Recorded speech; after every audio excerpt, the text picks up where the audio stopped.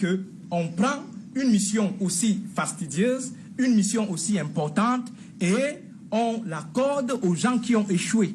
C'est-à-dire ceux-là qui ont occupé des hauts postes, qui ont géré le Cameroun au niveau national, c'est à eux qu'on donne désormais la mission de développer le Cameroun au niveau local. Est-ce que vous ne trouvez pas ça un peu complexe?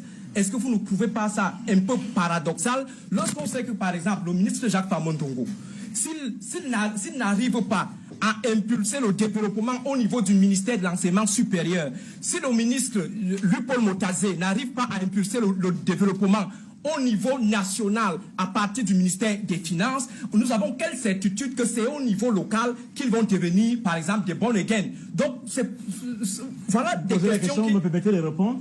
Permettez de répondre. En fait, j'étais en train de regarder mes notes pour savoir si M. Tongué ne m'a pas trompé, parce que quand j'ai vu M. Mono, j'ai vu docteur en sciences politiques, mais j'ai comme l'impression d'avoir quelqu'un qui est en campagne politique représentant d'un parti politique. Parce que vous dites des choses, je ne sais pas lequel, parce qu'il vient parler des ministres, moi je ne peux même pas savoir qui ont échoué. Qui ont échoué. Allez sur le sujet, nous sommes sur le sujet. Oui, laissez-moi répondre. Voilà, on fait le procès du sujet et non de ceux qui analysent le sujet. Monsieur Mono, vous avez dit au départ qu'on n'est pas dans un duel. Voilà, en disant, en procédant aux simulations, on vous a dupé, on vous a dit qu'on devait avoir affaire à un docteur, après vous avez eu un terroriste. Non. Alors, je peux vous répondre maintenant? Je peux vous répondre? Vous me permettez de répondre? Allez-y, okay. Il faut qu'on gagne. Alors, donc, je disais, j'ai regardé mes notes parce que je croyais avoir affaire à un docteur en sciences finalement, politiques. c'est un terroriste. Je me rends compte que j'ai affaire à un propagandiste qui vient nous affirmer et qui veut faire croire aux Camerounais qu'on a au sud, l'élite a échoué, tel ministre a échoué. Ça, c'est votre point de vue. Voilà, le Cameroun se porte bien. C'est un point de vue subjectif. Le Cameroun se porte bien depuis 49 ans. Le Cameroun se porte très bien. Le Cameroun se porte très bien. Voilà, avec plus de 4000 morts en 4 ans. Alors, c'est pour ça que j'ai dit, je pensais avoir... en fait, vous avez caché votre identité. Effectivement. Bon, je croyais que le fait en s'appuyant sur les faits, le représentant du MRC ait fui le débat... En s'appuyant sur les faits. Que j'aurais affaire à quelqu'un de beaucoup plus intellectuel et de beaucoup plus sur les questions épistémologiques. Allez-y. Non, je ne mets pas en doute. Moi, allez-y, parce que moi, je n'ai pas envie de rentrer dans ce petit jeu. Non, parce que... Et vous savez que si je rentre dans ce petit jeu, vous serez pourri. Oui, parce que... Voilà l'un ou l'autre. Oui, mais... on vous a pas dit quelqu'un avait fui. Ne me distrayez pas, monsieur. Je pense que rubrique, on va un peu évoluer. Monsieur Mono, avançons, parce que vous passez tout votre temps à faire le procès de la personne d'Aristide Mono au lieu de faire le procès du sujet. Nous ne pouvons pas avancer quand vous martelez un certain nombre de contre-vérités. C'est votre opinion et c'est votre droit de penser que le gouvernement actuel ou le pouvoir actuel a échoué. C'est votre droit. Mais permettez-moi de vous dire que... Mais il y a des indicateurs. Oui, l'indicateur... Voilà la sécurité. L'indicateur, c'est que le président de la République, qui est à la tête du pays, a été réélu. Il bénéficie encore de la confiance des Camerounais. Donc voilà votre indicateur de performance. Oui, c'est un indicateur. C'est le peuple in fine en démocratie, mon ami, qui définit ou qui, en tout cas, estime si quelqu'un a échoué ou pas. Nous sommes d'accord. Nous sommes d'accord. On va un peu interroger. Est-ce que nous sommes d'accord que c'est le peuple on va un peu interroger le cadre institutionnel de ces échanges. Sanctionne les responsables politiques. C'est noté. Est-ce qu'aujourd'hui, de manière légitime, on peut dégager les dispositions institutionnelles qui encadrent de tels échanges? Lorsque je parle de ce sujet, c'est en rapport avec le déplacement d'un bon nombre de membres du gouvernement qui ont fait le déplacement de Yaoundé pour aller prendre part à un échange. Et on a tous suivi les échanges à travers les médias. Ce qui a été réservé, par exemple, au ministre Nganou Messi était digne d'une action était digne d'un contrôle de l'action gouvernementale au niveau du Parlement. Parce que le ministre avait affaire non pas au Parlement, mais à des acteurs privés, parce qu'il faut le préciser, les élites ne sont pas des acteurs étatiques, ce sont des acteurs para-étatiques qui tournent autour de l'État.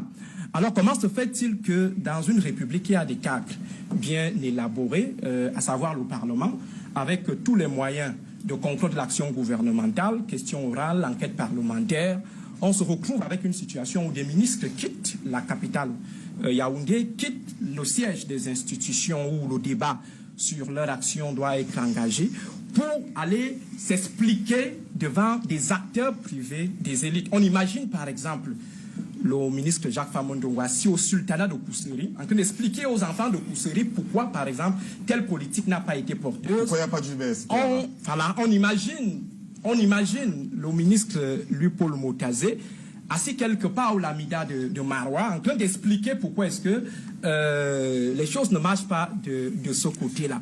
Et moi, je soupçonne le charisme de ces membres du gouvernement qui ont fait ce déplacement, peut-être parce qu'il y avait le haut accord du chef de l'État, mais au fond, j'essaye de faire des simulations, je n'arrive pas à trouver mes marques du point de vue institutionnel ou alors du point de vue juridique. Je ne sais pas quel est le cadre institutionnel et juridique qui encadre ce genre d'échange entre des acteurs privés. Donc désormais, on veut intégrer dans les schèmes de perception des Camerounais que désormais, lorsqu'on a à gérer un problème de politique publique, on convoque le ministre au village pour venir nous expliquer. Et c'est pourquoi moi je continue de soupçonner cette initiative au-delà de son caractère salutaire dans le principe. Parce qu'il est inconcevable que des ministres fassent un déplacement pour aller expliquer aux enfants d'un village et entre-temps, le ministre n'est pas du village. Là encore, élevez le débat. La réunion de Bolova n'était pas une réunion du village. Soyons un peu sérieux. Village régional. Hein? Village régional. Voilà. Le village régional n'existe pas au Cameroun, à ma connaissance. C'était quel frère? Nous avons des régions. La fraternité existe dans quel cas? Quand vous dites des choses, permettez-moi de répondre. La fraternité existe dans quel cas? Vous tremblez? Il s'agissait de quel frère? Alors, non, les frères, on l'a défini. Moi, je vous ai dit ce qui était frère. Élasticité du frère. Oui, non, parce que c'est africain. Vous êtes africain, vous avez fait sciences politiques, donc vous avez fait sociologie. Je parle plutôt de l'élasticité de la notion. Lorsque vous êtes pris au piège, vous commencez à tirer de long à l'âge. La notion de frère est élastique en Afrique. Vous le savez, vous qui avez comme celle du village. Voilà. Chez nous, par exemple, lorsque vous venez vous établir dans la région, dans nos villages, on vous donne de la terre. Si on vous donne de la terre, on vous donne où vous vous installez. C'est pour ça que vous allez trouver au sud des communautés qui sont là depuis 90 ans, dont certaines ont oublié le chemin de leur village d'origine. Le sud, on ne le dit pas suffisamment assez. Nous avons des communautés au sud dont les enfants ne connaissent même pas le village d'origine de leurs arrière-grands-parents. Parce que dans nos traditions, lorsque vous venez vous installer, on vous donne la terre qui est l'élément fondamental d'ancrage sociologique. Donc, nous, on n'est pas dans les notions. Et ça ressemble un peu à la question de qui est anglophone. Et à ce moment, tout le monde faisait des efforts pour s'exprimer en anglais et justifier le fait qu'il n'y a pas de différence entre anglophones et francophones au Cameroun. Monsieur Mouno, ne nous perdons pas. Vous avez fait une analyse, permettez-moi de réagir ou de contre-réagir à votre réaction concernant ce qui s'est passé dans le Sud. Donc, je voudrais dire que les populations, comme je vous ai dit, vous êtes très en retard. Toujours. Parce qu'il faut vous habituer à ce genre de situation où les ministres de l'État central vont de plus en plus aller s'expliquer sur le plan local. C'est une inauguration. Non, parce que là, oui. Ça commence toujours par le Sud. Mais pourquoi vous voulez que ça ne commence pas par le Sud? Toujours.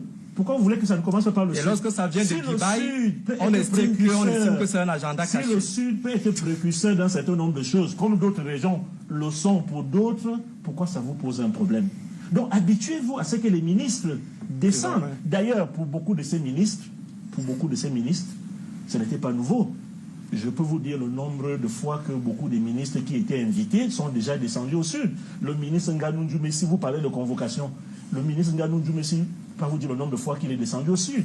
Le ministre Essomba, je ne peux pas vous dire le nombre de fois qu'il est descendu au Sud. Mais finalement, vous ne nous dites pas quel est le cadre institutionnel ou juridique qui encadre ce... Non, mais je suis en train de vous dire... Le président de séance. Le président de séance occupe quelle fonction dans le processus de décentralisation?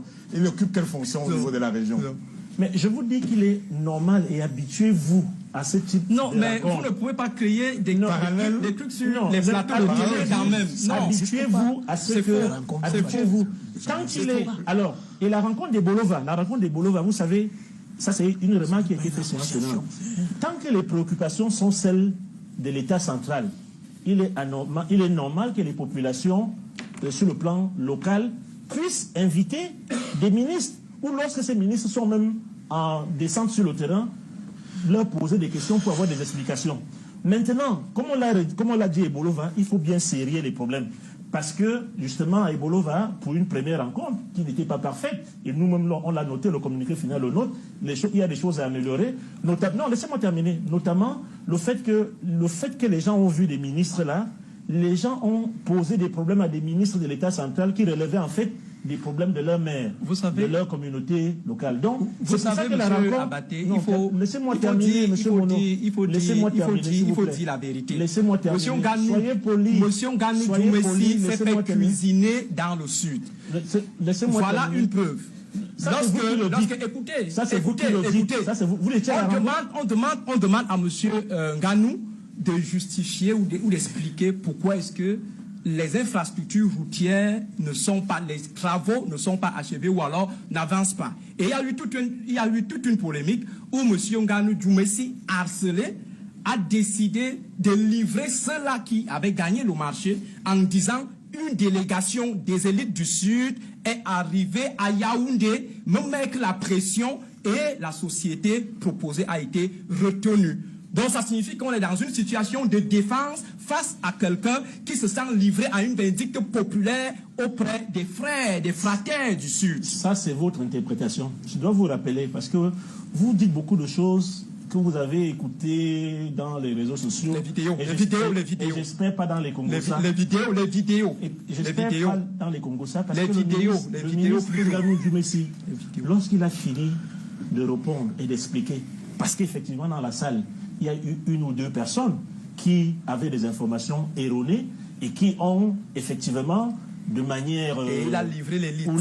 Non, il a livré l'élite. De manière houleuse, posé les problèmes. Le ministre a apporté des explications claires et nettes qui lui ont valu des applaudissements de la salle. Et c'est pour ça que ce type de rencontres sont utiles. Parce qu'il est normal que les populations, au niveau local, il est normal que les acteurs privés et des informations qui ne sont pas justes.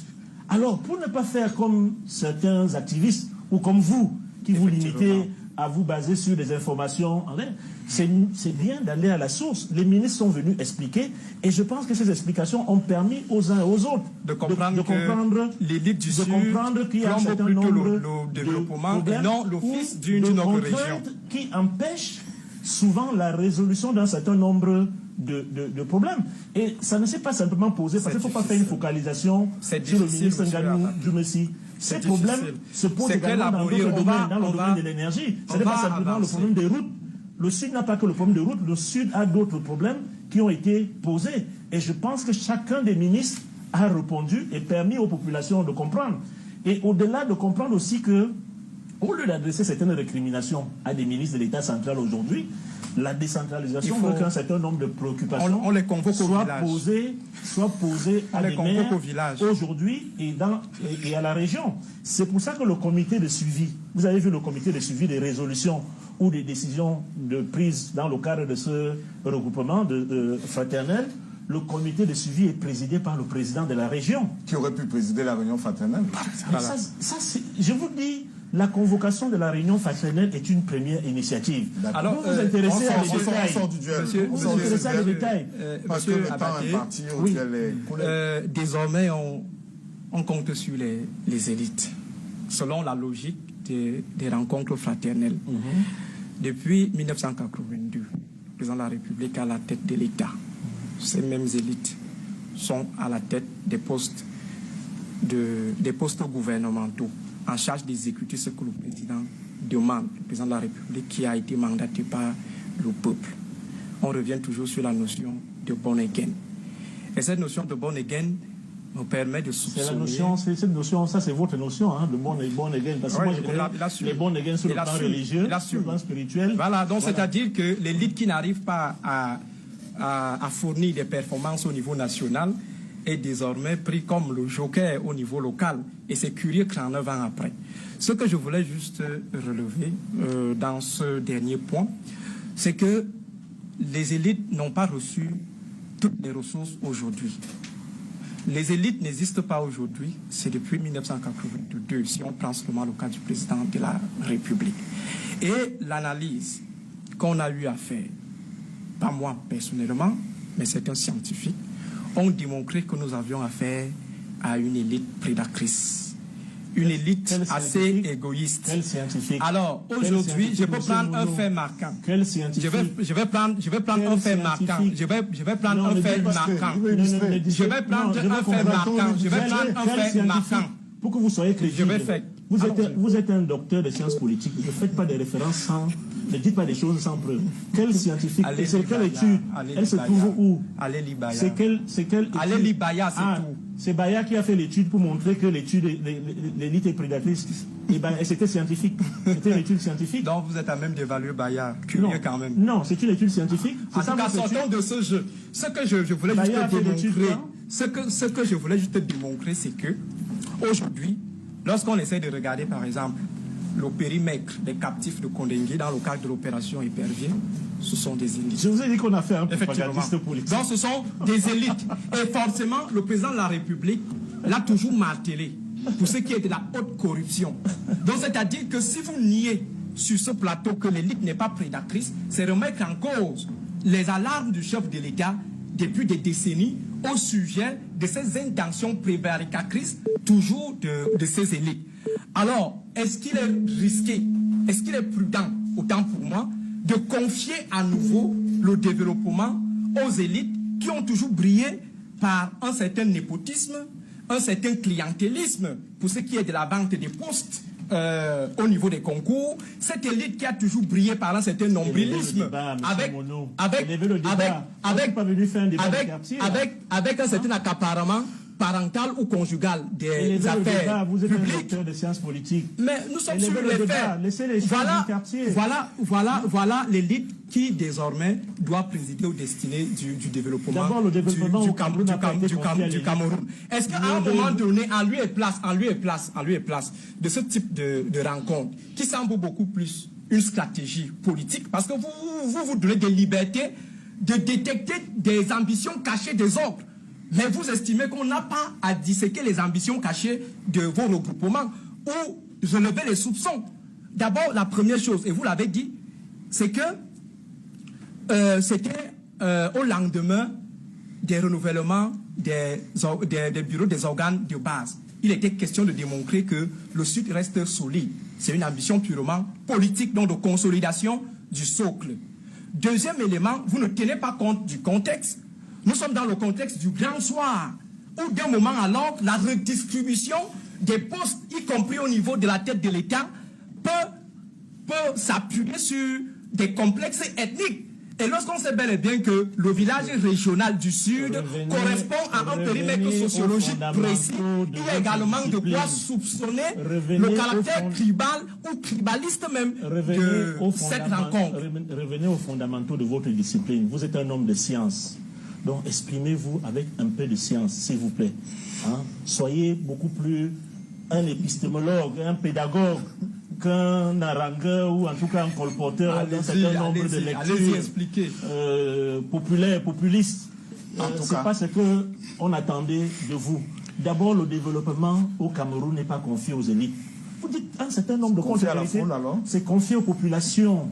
C'est parce que la décentralisation, c'est des populations qui prennent en main le développement de leur localité. Donc le développement aujourd'hui est un développement, si vous voulez, participatif, dans lequel tout le monde est inclus. C'est vous qui venez sur un plateau, docteur en sciences politiques, dire aux gens que le développement a été confié à l'élite, l'élite a fait ceci, l'élite a fait... Vous lisez ça où? Je ne donne pas dans vos petits jeux, monsieur Abaté. Vous lisez ça parce que je suis convaincu que si je vous touche, vous allez quitter le plateau. Parce que quand vous dites les choses... Je n'entre pas dans ce jeu.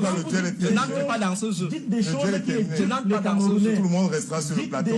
Daniel Claude Abaté. Non, dites des choses qui éduquent les Camerounais. Non, parce que si vous vous attaquez à mon profil, je vous mets à votre place, monsieur. Je m'attaque à vos idées que vous avez martelées sur ce plateau. Vous dites que le développement est confié aux élites. C'est faux.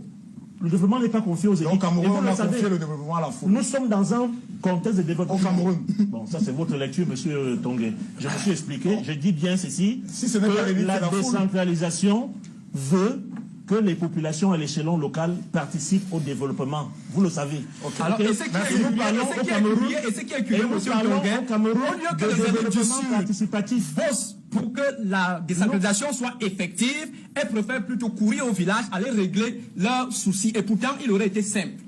Le code sur la décentralisation, le code sur la décentralisation dit désormais, pour ne plus avoir aux histoires de la crise anglophone, on va désormais allouer 15% de ressources aux collectivités territoriales décentralisées. Mais curieusement, jusqu'à ce jour, le budget 2020-2021 parle plutôt de 7%. Et ces 7% ne sont même pas encore entre les mains des exécutifs de ces collectivités. Au lieu de bosser sur ce sens, vous partez plutôt au sud, allez traiter les affaires du pays de manière segmentée, de manière régionaliste, de manière fraternelle, tout en appelant les autres à se réunir également. Finalement, le Cameroun sera un pays de fraternité. Vous êtes désespérant. Merci. Vous êtes désespérant. Merci Aristide. Vous m'appelez un certain nombre de choses. Vous venez faire du populisme. Je m'attendais à quelqu'un qui vient faire des analyses, mais j'ai affaire à un populiste. Vous n'allez pas que faire des jugements de valeur sur, non, c'est pas des jugements sur ses opinions. Non, mais effectivement, non. Monsieur Tongué. Faites des jugements sur le fait. Monsieur Tongué, ne m'accusez pas de ce que je n'ai pas fait sur votre plateau. Je m'attaque aux idées. Et j'ai le droit de dire que ces idées sont populistes. En revenant toujours, donc soyez un modération avec cette partie. Non, ne m'imposez pas de dire, vous ne l'avez pas imposé de dire ce qu'il dit. Ne m'imposez pas de dire ce que je vous dis que ces idées sont populistes. Je m'attendais à voir un contradicteur sur des idées, sur des projets, sur une certaine vision, comme il a dit, bien que différente de la vision, mais pas quelqu'un qui vient me faire du populisme sur un plateau. Voilà. Merci, c'est bien noté. Quand il parle d'élite présatrice, vous n'avez pas parlé, vous n'avez pas parlé. On va permettre à Janice Kamga d'occuper votre siège pour la synthèse, le temps de prendre une question chacun. D'accord. Juste pour que notre collègue s'installe. Alors, le thème de cette rencontre fraternelle du Sud, ensemble consolidons les acquis, ensemble construisons l'avenir. C'est vrai que sur ce plateau, on n'a pas assez parlé de cela. Alors, la question, c'est de savoir, est-ce que vous êtes finalement rendu compte qu'il y a suffisamment de retard et que, comme disait Aristide Mono, au grand soir, où tout peut arriver, le Sud peut être appelé à rendre compte, le Sud peut être appelé peut-être à jouer les derniers de la classe. Comme je vous ai dit, Rodrigue, ce qui est amusant, c'est que souvent les journalistes ils posent une question et ils injectent des idées. Oui, au lieu d'aller simplement à la question, allons-y. Ensemble, consolidons les acquis. C'est quoi le grand Ensemble, soir? construisons l'avenir. De quoi a peur le Sud au grand soir? Où est la peur, monsieur Amba? Dans le fait que les fils et filles du Sud se réunissent et discutent de leurs problèmes. Pourquoi vous ne prenez pas les choses simplement et positivement? La peur est à quel niveau? Vous voyez la peur dans le fait que le Sud se réunisse? Peut-être que vous parlez de la peur d'autres, mais en tout cas, ce n'est pas le Sud. Ce n'est pas au Sud qu'on va parler de peur.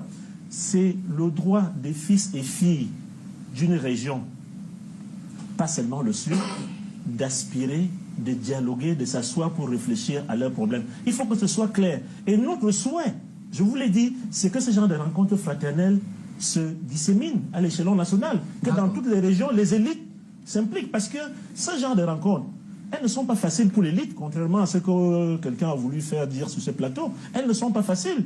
Donc, que l'élite ait le courage de rencontrer les populations, à mon avis, c'est quelque chose à encourager. Et surtout si c'est périn, et dans le communiqué final, vous avez vu que les populations, en tout cas les participants, pérennisés.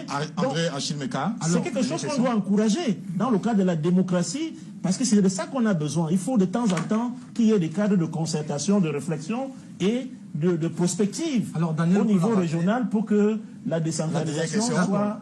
voilà, effectivement. Évitez-moi un infarctus et permettez-moi de poser ma question. Alors, Daniel Claude Abaté, vous avez eu la chance, je reviens encore sur la question, d'être dans cette rencontre. Et vous l'avez dit, vous avez bénéficié de l'onction du chef de l'État. Alors, est-ce que vous pouvez partager avec tous les Camerounais le compte rendu que vous avez renvoyé au chef de l'État, parce qu'il vous a donné son onction, forcément, vous aviez l'obligation de lui rendre compte. Qu'est-ce que vous lui avez dit en retour? Que vous avez maîtrisé la situation? Je crois que vous avez beaucoup lu Voltaire. Voltaire disait, en tout cas on lui prête à voix dit, mentez, mentez, mentez, mentez encore, il en restera toujours quelque chose. Je suis donc un menteur? Non. Je m'appuie de cette pour dire que ce n'est pas en martelant tout au long de l'émission, le chef de l'État, l'ancien du chef de l'État, malgré les... Vous avez brandé la salle. Monsieur Tongué, chef de l'État. Avec les explications, avec les explications que je vous ai données, ça ne devrait pas revenir. Donc je crois que ça revient parce que vous voulez marteler ça dans la tête des Camerounais. Parce que je vous ai dit, le haut accord du chef de l'État, il est pour toutes les régions. Puisque c'est le chef de l'État qui a impulsé la dynamique de décentralisation. Nous l'avons compris. Nous parlons du compte rendu. Nous parlons du compte rendu. Quel est le compte rendu que vous avez fait? Vous a dit qu'il a rendu compte au chef de l'État. Le modérateur. Lui qui vous a donné l'onction. Quel est le compte rendu que vous avez rendu compte au chef de l'État? Qui a rendu compte au chef de l'État? Permettez-moi donc de vous répondre. Allez-y. Permettez-moi de vous répondre. Donc, je voudrais d'abord déconstruire. Parce que ça a été fait. Non, ce n'est pas fait. Pourquoi vous avez l'impression qu'il y a toujours une question? On m'appelle, on veut montrer que... Est-ce que le compte rendu a été fait à ce niveau-là? Non. D'abord, si vous avez lu le communiqué final, on n'a aucune preuve qu'il a donné le haut accord. S'il vous plaît. Déjà, on soit parler parfois comme ça. Voilà. Mais c'est vous qui affirmez qu'il y a eu un... C'est vous qui affirmez qu'il y a eu un accord spécial pour le Sud. C'est simple, monsieur Abaté. On a fait le compte rendu. On a fait le compte rendu. Réponds à la question. Écoutez. Dans le communiqué final, il y a 2 points fondamentaux. Dans les recommandations, point D, qu'une adresse particulière soit faite à la droite du chef de l'État pour le remercier des mesures prises par le développement. Donc, dans le communiqué final, c'est prévu que les résolutions et les décisions vont être rendues au chef de l'État pour qu'il comprenne ce qui se passe au Sud. Donc, il n'est pas au courant de ce qui se passe au Sud. On a la réponse. Donc, honnêtement, revenu. Le président vit au Sud. Il est au les problèmes de sa population. Daniel Claude-Abaté, je vous invite à suivre ce qu'on retient de cette émission. Parce que nous avons débordé largement sur le temps imparti. Janice Kanga est installée pour ça. Bonsoir. Bienvenue dans l'arène. Que retient-on de cette édition? Daniel Claude-Abaté, bonsoir. Bonsoir. L'on retient de votre passage sur cette émission que les rencontres fraternelles du Sud, c'est une rencontre des fils et filles du Sud qui se rassemblent au-delà de leurs appartenances politiques pour penser les problèmes de cette région. Par fils et filles, vous entendez ceux qui sont établis au Sud par la filiation, soit par le Ius Soli, la résidence dans cette région. Un certain nombre de responsables ont donc été associés à cette rencontre, car de par leur fonction, dites-vous, ils étaient appelés à expliquer aux populations les enjeux de développement de la dite région. On parle là d'infrastructures routières, des télécommunications et d'énergie, entre autres. Et au-delà de tout amalgame, vous tenez à préciser que cet événement se tient dans un cadre républicain. Il entre en droite ligne avec la politique de décentralisation mise en œuvre par le chef de l'État, le président de la République, Paul Biya. Et vous dites ensuite, ce n'est ni l'apanage du Sud ni l'apanage du Cameroun. D'ailleurs, vous encouragez les autres régions à faire pareil, car selon vous, ces rencontres sont utiles. Et on note aussi que vous martelez que le Sud n'est pas privilégié. Vous en voulez pour preuve, entre autres, les sorties remarquées de ces populations qui expriment leurs revendications de façon véhémente ces derniers temps. S'agissant de ces autres rencontres qui auraient été interdites, vous dites qu'il n'y a pas de 2 poids, 2 mesures. Cela entre dans le cadre de mesures conservatoires prises par les pouvoirs publics pour éviter ces rassemblements-là qui ne se limitent pas aux problématiques de développement local, mais qui nourrissent des agendas cachés. Parlant justement de développement local, vous indiquez qu'il n'incombe pas à l'élite, mais aux populations. Je vous cite, nous parlons au Cameroun de développement participatif. Enfin, Daniel Claude-Abaté, vous êtes un fils du Dja et Lobo, également un cordon bleu, un talent qui vous permet d'entretenir la fibre familiale. Et s'il y a une souffrance qui reste vive dans votre cœur, c'est la perte de votre maman, à qui vous vouez, même dans l'au-delà, un amour à toute épreuve. Pour finir, peut-être un conseil, une maxime que l'on garde de vous.